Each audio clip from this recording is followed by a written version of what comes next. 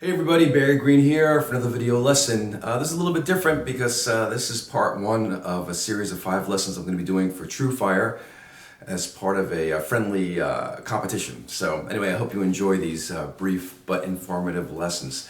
So the first one I'm going to do is something I call the secret jazz chord. I know it sounds a little goofy, but this one idea has helped my fretboard knowledge and just overall understanding of jazz harmony a lot. So let's get right into it. A secret jazz chord is just a 4-note chord made up of these pitches: G, D, C, and A flat. So the sound of this, this is the part that gets very, very interesting, is that depending on where you're hearing the root from, is the indicator of what the chord is. So, right now, I guess I'm hearing it as an F minor 6, and I'll demonstrate that by playing the bass note F. So it's a real nice minor 6 sound.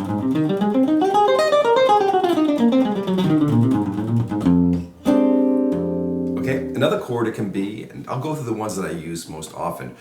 Another one could be B flat 7. So here's that same chord voicing with B flat in the bass.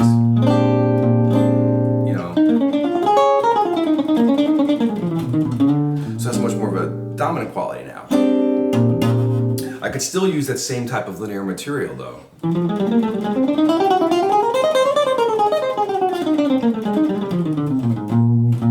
That was for the B flat 7, and that same stuff works for the F minor.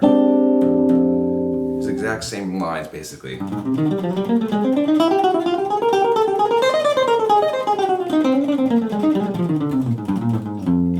Same sound. Another super common one that I use this for is an E sound, an E7 sound. In this case, it's an E altered dominant sound.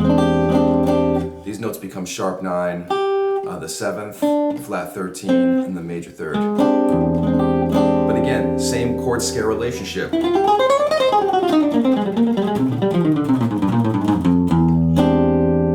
So just to review those are 3 of the most popular. When I'm thinking of it as an F minor, the notes are 9, 6, 5, 3, B flat 7, 13, the 3rd, 9th, and 7th, E altered, sharp 9, the 7th, flat 13, and the 3rd. Now I'll use ones that, there's one more that's pretty common, and that's using that shape for a minor 7 flat 5 chord. In this case, D minor 7 flat 5. In this particular situation, those notes become the 11th, the root, 7th, and the flatted 5th. Same thing.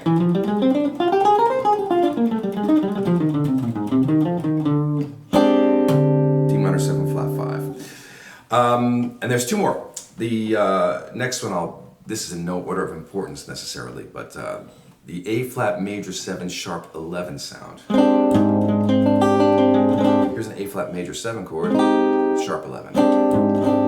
The relationship to the pitches are major 7, sharp 11, 3rd, root. Same thing.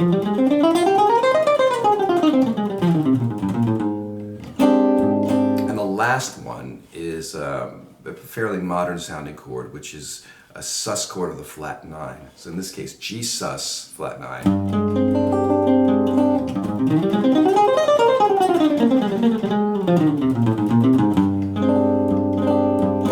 So those are 6 chords, and the interesting thing about this, besides stuff that I've already mentioned, that one chord scale fits all of them, is this encompasses pretty much all of jazz harmony. You've got a major chord, it has a sharp 11 on it, but it's a major chord. You have minor, minor 7 flat 5, normal dominance, or I should say unaltered dominance, and completely altered dominant sounds. Plus, you get a real modern sus chord sound in there as well. So just to put it into perspective, or more of a practical use, if I came upon a chord progression like this, D minor 7 flat 5 to G7 flat 9 to C minor, which is just a minor 2-5, and very, very common, I can use this one voicing to do all of that. So here's the D minor 7 flat 5, the G altered, and C minor. So all these shapes are identical, just being used in different circumstances, but the chord scale relationship to each one of those, is the same. And I would typically go on much further to teach you how to realize which particular scale choice is available, but depending on where you're playing this particular chord shape. But for now, just to get the seed of an idea into your head, the idea of a secret jazz chord is really, really, really powerful. The next step for this, just in this particular short little lesson, would be take this voicing, and put it on another set of strings, like the middle set. So you learn it in several places.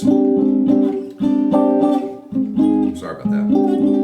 In any case, great tool. I use it all the time. I hope you enjoyed that, and I'll see you in the next installment of these short lessons. Thanks.